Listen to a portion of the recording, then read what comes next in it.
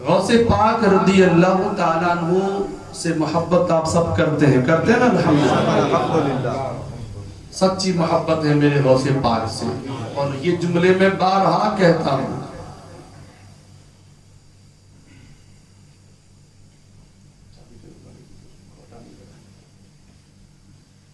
بارہا یہ جملے کہتا ہوں کہ غوث پاک رضی اللہ تعالی عنہ کی غلامی جو بندہ کرتا ہے نا، وہ زمانے کا امام بن جاتا ہے.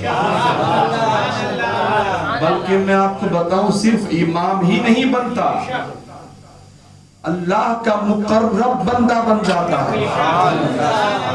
تھوڑی دیر سماعت کیجئے، مجھے توجہ بالکل دیجئے. غوث پاک رضی اللہ تعالیٰ عنہ کی بارگاہ میں لنگر ہما وقت اس وقت بھی چلتا تھا، آج بھی چلتا ہے. اور اللہ والے جب زمین پر ہوتے تب بھی کھلاتے ہیں، زمین کے اندر جاتے تب بھی کھلاتے ہیں. بغداد شریف تو بہت دور ہے، ہم سب کی رسائی نہیں ہو پاتی، لیکن اجمیر تو بارہا چلے جاتے ہیں.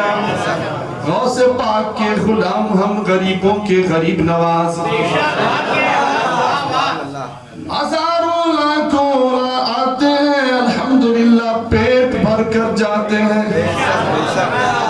پیٹ ہی نہیں بلکہ جھولیاں بھر کر جاتے ہیں، بگڑی بنا کر جاتے ہیں.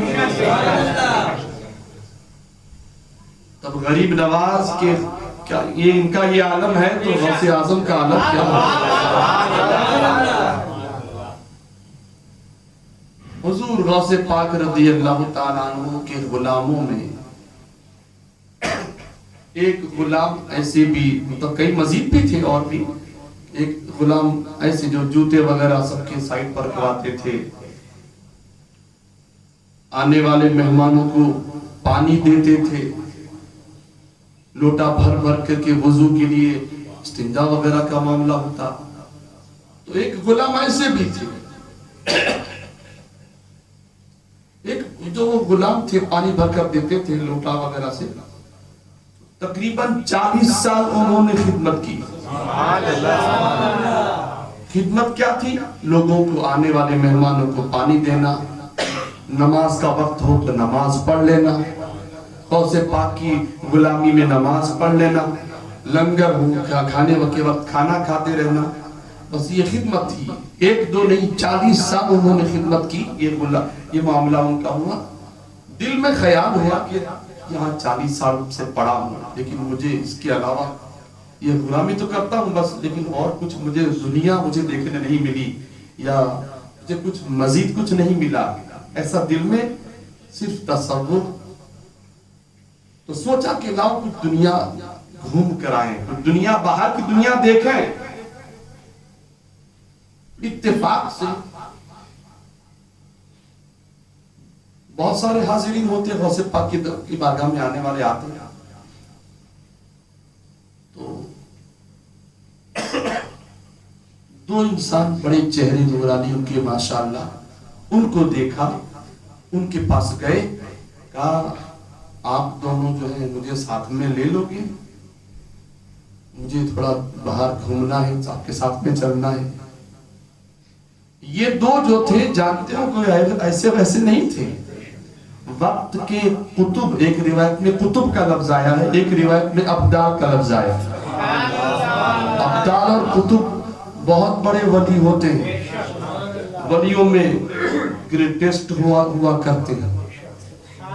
وہ تھے وہ دو اتفاق سے، چونکہ یاد رکھیے اللہ تبارک و تعالی کبھی کبھی اپنے بندوں سے کچھ باتیں چھپا لیتا ہے. جیسے نبیوں سے بھی معاملہ ہوا کہ سارے نبیوں کو ہر وقت ہر چیز کا علم نہیں دے دیا گیا. کچھ کبھی ایسا بھی ہو، جیسے سرکار ابراہیم علیہ السلام کے بارے میں آپ نے واقعات سنا کہ فرشتے جو ہیں، فرشتے انسان بن کر آئے، امتحان لینا چاہتے تھے، اور امتحان میں سرکار ابراہیم علیہ السلام کامیاب بھی ہوئے. ایسے بہت سارے واقعات. تو ہمارا عقیدہ ضرور ہے کہ اللہ نے علم غیب عطا فرمائے، لیکن کبھی کبھی ایسا اللہ کی مشیت یہ ہوتی ہے کہ ان اللہ والوں سے بھی غیب کو چھپا رکھا تھا. تو وہ تو اللہ والے تھے جو کتب یا ابدال، وہ نہیں جانتے تھے کہ یہ کون ہے. یہ غوث پاک کے دربار کے جو خادم تھے وہ نہیں جانتے تھے کہ یہ وہ خادم ہیں.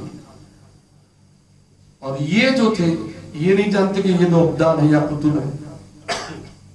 اب مجھے ساتھ میں لے چلو، مجھے دنیا میں گھومنا ہے. کہا ٹھیک ہے.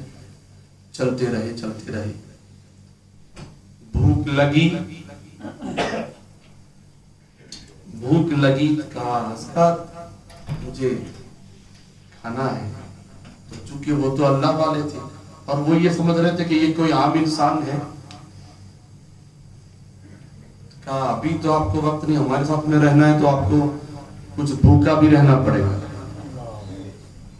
اب وہاں لنگر کھایا کرتے تھے بارہا غوث پاک کا، اب بھوکا رہنے والی بات آ گئی. کہا چلو ٹھیک ہے، مرتا کیا نہ کرتا. منظور کر لیا انہوں نے.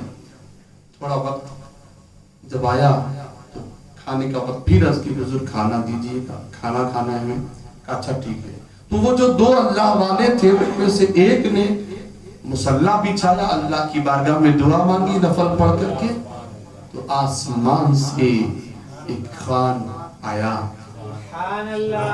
3 پیالے آئے اور روٹی وغیرہ، الحمدللہ تینوں کے لیے 3 سب نے ماشاءاللہ سیر و کھایا. لیکن وہ جو لوٹے والے بابا تھے، یہ تو بڑا پیارا کھانا ہے.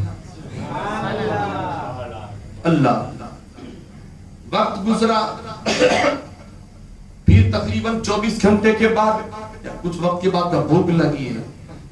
آرام بھی کرنا ہے، ہمارے پاس رہنا ہے تو آرام بھی کم کرنا ہوگا، بھوکے بھی رہنا پڑے گا. ٹھیک ہے. پھر جب کھانا کھلانے والی بات آئی تو وہ دو جو تھے اس میں سے ایک جنہوں نے دعا مانگ لی تھی، اب دوسرے وہ دعا مانگتے ہیں نماز پڑھ کر کے سجدہ کر کے اللہ کی بارگاہ میں دعا مانگتے ہیں. الحمدللہ آسمان سے پھر 3 خوان آئے، 3 کٹورے اور روٹیاں ماشاءاللہ تینوں کے لیے. اللہ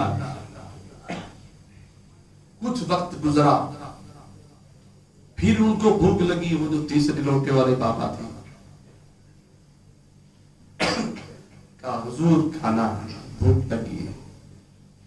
کہا اچھا ٹھیک ہے، اب تم دعا مانگو. کہا میں کیسے مانگوں، آپ تو اللہ والے دکھتے ہی ہو بھائی، آپ کی دعا قبول ہوئی. کہا نہیں، اب کھانا ہو تو دعا مانگنی ہوگی. اچھا ٹھیک ہے. انہوں نے بھی مصلی بچھایا، 2 رکعت نماز پڑھی، دعا مانگی. اب عجیب معاملہ، 2 یعنی 3 آئے تھے کٹورے، اب 6 آئے. ڈبل کھانا آیا.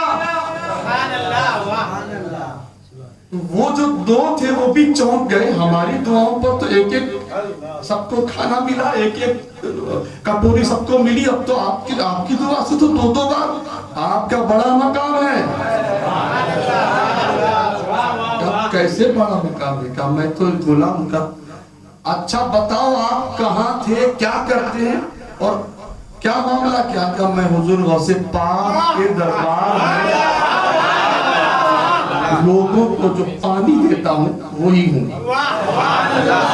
ان اللہ والوں نے کہا، ان قطبوں نے کہا، ابدال نے کہا سنو، ہم جب دعا مانگتے تھے تو یہی دعا مانگتے تھے. ہماری دعائیں، ہر دعا ہماری قبول ہوتی تھی، لیکن جانتے ہو کیسے قبول ہوتی ہے؟ ہم یہ دعا مانگا کرتے پروردگار غوث پاک کے دربار میں جو لوگوں کی خدمت کرتے ہیں، لوگوں کو پانی پلاتے ہیں، لوگوں کو وضو کرواتے ہیں، ان اللہ والے لوٹے والے بابا کا صدقہ دے دے.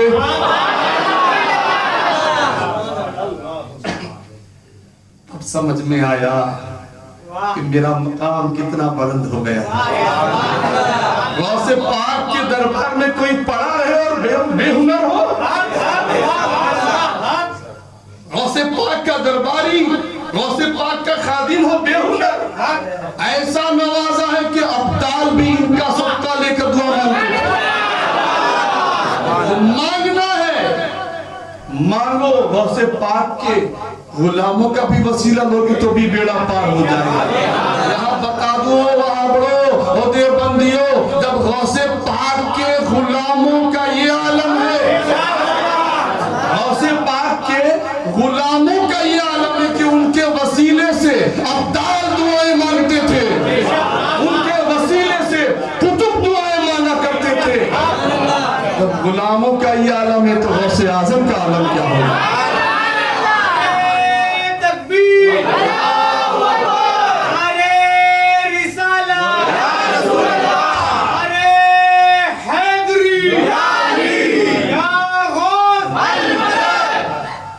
اللہ پاک مجھے آپ سب کو سرکار غوث پاک کی غلامی کی توفیق عطا فرمائے.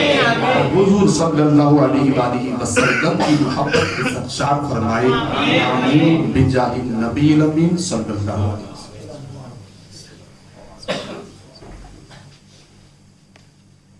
یہ گروہ میں